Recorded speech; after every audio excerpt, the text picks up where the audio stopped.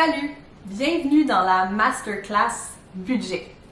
Aujourd'hui, je vais te guider étape par étape pour enfin réussir ton premier budget et surtout qu'il serve à quelque chose.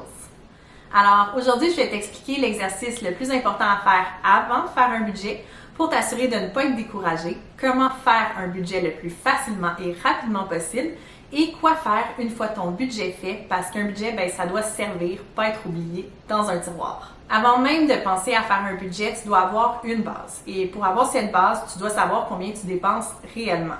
Si tu utilises toujours le même mode de paiement, c'est facile. Tu te connectes à ta banque en ligne puis tu vois tout. Mais le truc, c'est qu'aujourd'hui, il y a environ 5 millions de façons de dépenser de l'argent. Carte de crédit numéro 1, PayPal, carte de crédit numéro 2, carte de débit, virement automatique, argent comptant. Tu peux même taper ton téléphone sur un terminal sans regarder le montant total de ta facture. Tu peux acheter ce que tu veux. Mais plus tes moyens sont limités, plus tu vas devoir faire des choix.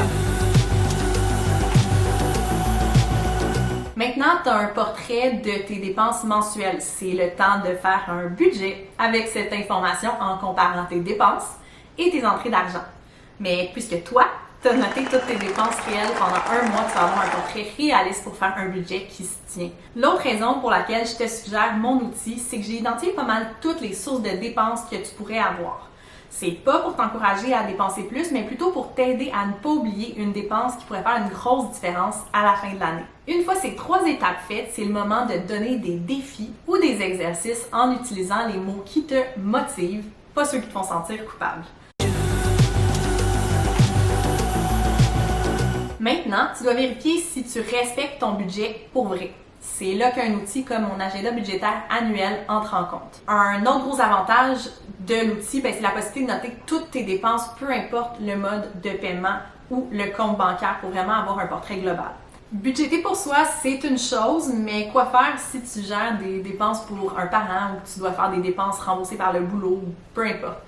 C'est super important de prendre ses dépenses en compte. Je sais que c'est pas tout le monde qui tripe sur tout prendre en note ou qui a de la facilité à être organisé.